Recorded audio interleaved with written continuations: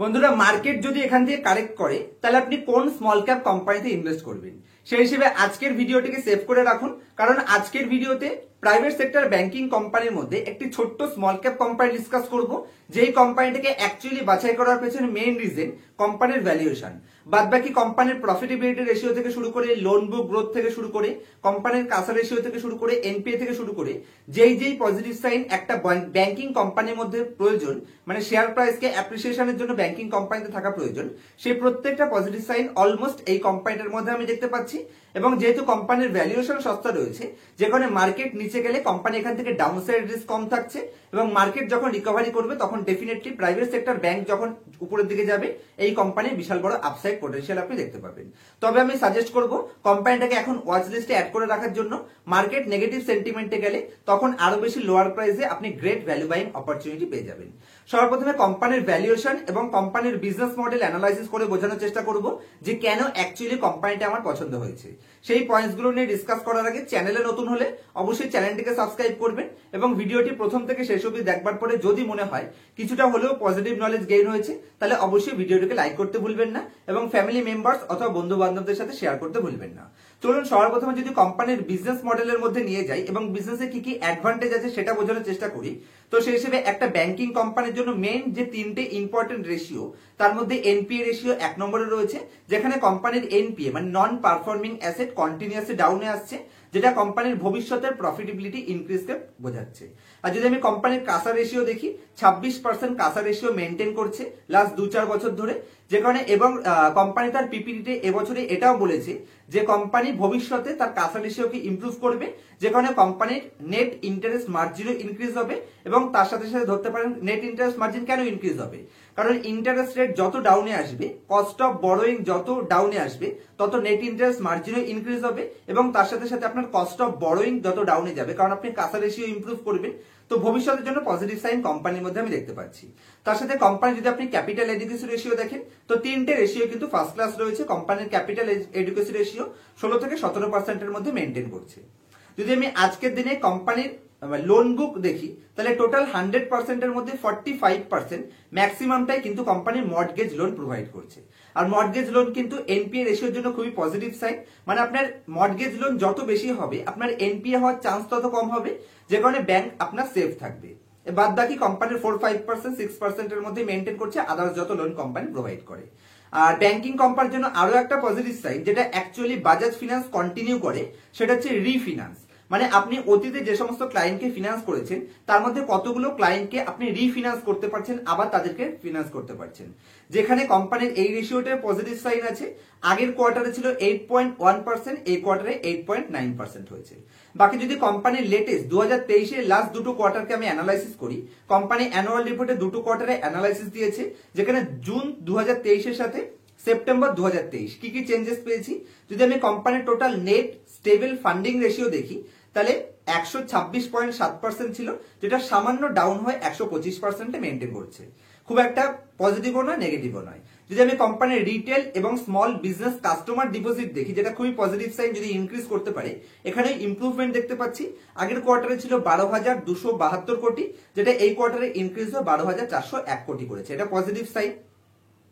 এবং যদি কোম্পানির টোটাল এএসএফ দেখি, মানে অ্যাসেট স্টেবল ফান্ডিং দেখি, এখানেও পজিটিভ সাইন করেছে, ইমপ্রুভ করেছে।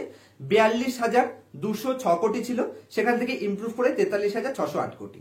তো একটা ব্যাংকিং কোম্পানির শেয়ার প্রাইস অ্যাপ্রিসিয়েশনের জন্য যেই পজিটিভ সাইন ব্যাংকিং কোম্পানির রেশিও অথবা ফান্ডামেন্টালের ইমপ্রুভ করার জন্য সাইনগুলো থাকা দরকার, সেই প্রত্যেকটা পজিটিভ সাইন অলমোস্ট আমি এই কোম্পানির মধ্যে প্রেজেন্ট দেখতে পাচ্ছি। তার সাথে কোম্পানির ভ্যালুয়েশন কি আছে এবং অতীতের ট্র্যাক রেকর্ড কি আছে, কোম্পানির সেই প্রত্যেকটা সাইন বোঝানোর জন্য আমি আপনার সাথে স্ক্রিন রেকর্ডিং শেয়ার করছি এবং কোম্পানির ফান্ডামেন্টাল এবং ভ্যালুয়েশন বোঝানোর চেষ্টা করব। তো আশা করছি আপনারা আমার স্ক্রিনটি দেখতে পাচ্ছেন। তো ডিসিবি ব্যাংক, যেই ব্যাংকটা নিয়ে আজকে ডিসকাস করছি, অ্যাকচুয়ালি আমাকে কেউ কোম্পানিটা আজকে সাজেস্ট করেছিল, আমি অ্যানালাইসিস করে দেখলাম কোম্পানির ভ্যালুয়েশন একদম চিপ রয়েছে এবং ফান্ডামেন্টালে কোনো প্রবলেম নেই, যে কারণে কোম্পানিটাকে আমি আপনার সাথে ডিসকাস করছি। তবে মাথায় রাখবেন এই মুহূর্তে নয়, মার্কেট ডিসকাউন্টে গেলে তখনই কোম্পানিটাকে আপনি পারচেস করার চেষ্টা করবেন। সর্বপ্রথমে যেহেতু মার্কেট ক্যাপ একদমই ছোট রয়েছে, যে কোনো ভবিষ্যতে এখান থেকে মার্কেট যে মানে ইন্ডিয়ান মার্কেটে এই যে ক্রেডিট গ্রোথ রেট যে হিসেবে ইনক্রিজ হচ্ছে, সেটাকে যদি ক্যাপচার করতে পারে ডেফিনেটলি কোম্পানির শেয়ার প্রাইস উপরে যাওয়ার পোটেনশিয়াল দেখতে পাচ্ছি। কোম্পানির শেয়ার প্রাইস তার টপের থেকে ডিসকাউন্টে রয়েছে 163 থেকে 140 এসছে। যদি আপনি কোম্পানির পি রেশিও দেখেন তাহলে একদমই সস্তা রয়েছে। ইন্ডাস্ট্রি যেখানে 12 পি রেশিও ডিমান্ড করে, আমার কোম্পানি 8 পি রেশিও। তার মানে ভবিষ্যতে এখান থেকে মাল্টিব্যাগার রিটার্নের পোটেনশিয়াল থাকলেও থাকতে পারে, কারণ কোম্পানি 50% এখান থেকে পি এক্সপেনশনের চান্স রয়েছে। যদি আমি কোম্পানির রিটার্ন রেশিও দেখি তাহলে 11.1% রিটার্ন অন ইকুইটি জেনারেট করে এবং অলমোস্ট 1% আশেপাশে return on asset company maintain করছে। এবং কোম্পানি যে হিসেবে পিই-জি রেশিও দেখাচ্ছে, তার মানে কোম্পানি যতটা পি রেশিও ডিমান্ড করছে সেই হিসেবে কোম্পানির প্রফিট গ্রোথ রেশিওটা অনেক বেশি রয়েছে, তো ভবিষ্যতে পি এক্সপেনশনের চান্স রয়েছে। যদি আমি কোম্পানির কোয়ার্টারলি রেজাল্টে আসি তাহলে company highest ever top line post করেছে এবং কন্টিনিউ গ্রোথও করছে 837 কোটি থেকে 920 কোটি, সেখান থেকে ইমপ্রুভ করে 1179 এবং 1445। যদি আমি কোম্পানির নেট প্রফিটে আসি তাহলে 78 কোটি, 113 কোটি, 142 কোটি এবং 156 কোটি।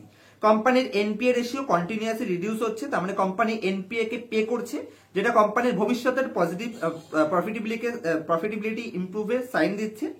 যদি আমি কোম্পানির প্রফিট অ্যান্ড লস স্টেটমেন্টে আসি, মাত্র 916 কোটি থেকে কোম্পানির রেভিনিউ ইনক্রিজ করে 5362 কোটিতে নিয়ে গেছে, যেটা পজিটিভ সাইড। যদি আমি কোম্পানির নেট প্রফিটে আসি, 102 কোটি থেকে কোম্পানির নেট প্রফিট ইনক্রিজ করে লাইফ টাইমে হাইয়েস্ট পোস্ট করেছে 536 কোটি। কোম্পানির ইপিএস লাস্ট 4 বছরে অ্যাভারেজ ভালোই গ্রোথ করেছে, দুগুণের আশেপাশে নিয়ে গেছে। কোম্পানির টপ লাইন এখানে স্টেবল রয়েছে, কোম্পানির বটম লাইন ইমপ্রুভ হচ্ছে, রিটার্ন অন ইকুইটিও ইমপ্রুভ হচ্ছে, কিন্তু স্টক এখনো রিটার্ন দেয়নি, যে কারণে ডাউন সাইড রিস্ক অনেক কম থাকছে। এবং শেয়ার মার্কেট যখন ডাউনে যাবে, মার্কেট নেগেটিভ সেন্টিমেন্টে কোম্পানিতে ভ্যালু বাইং অপরচুনিটি ক্রিয়েট হবে বলে আমি মনে করছি। যদি আমি কোম্পানির ব্যালেন্স শিটের মধ্যে আসি তাহলে কোম্পানির রিজার্ভ কন্টিনিউয়াসলি ইমপ্রুভ করছে, যেটা ব্যাংকিং কোম্পানির জন্য খুবই পজিটিভ সাইন, কারণ কোম্পানির ইকুইটি ক্যাপিটাল প্লাস রিজার্ভ এই দুটোর যোগফল হলো কোম্পানির বুক ভ্যালু। তো আপনার বুক ভ্যালু মানে রিজার্ভ যত ইনক্রিজ হবে তো প্রাইস টু বুক রেশিও ডাউনে আসবে, যেটা কোম্পানির ভ্যালুয়েশন বোঝায়, পজিটিভ সাইন রয়েছে। কোম্পানির বড়োইং যত বাড়বে তার মানে আপনি বড়োইং মার্কেট থেকে বেশি পয়সা উঠাচ্ছেন। কেন উঠাচ্ছেন? কারণ মার্কেটে আপনি তত বেশি ঋণ প্রোভাইড করতে পারবেন। ফিক্সড অ্যাসেট যত বাড়বে তত পজিটিভ সাইন, সিডব্লিউআইপি যত বেশি থাকবে তত পজিটিভ সাইন, তার মানে আপনি নতুন নতুন ব্রাঞ্চ ওপেনিং করছেন বা এক্সপেনশন প্ল্যান করছেন। যদিও ব্যাংকিং কোম্পানির ক্ষেত্রে বিশাল বড় ফিক্সড অ্যাসেট বা সিডব্লিউআইপির প্রয়োজন হয় না, তাও এটা পজিটিভ সাইন প্রোভাইড করে।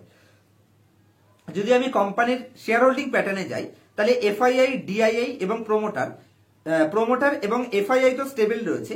ডিআইআই তাদের স্টেককে সেল করেছে লাস্ট 2-4 কোয়ার্টারে, এভারেজ ধরুন 40% থেকে তাদের স্টেককে তারা এখানে 29% নিয়েছে।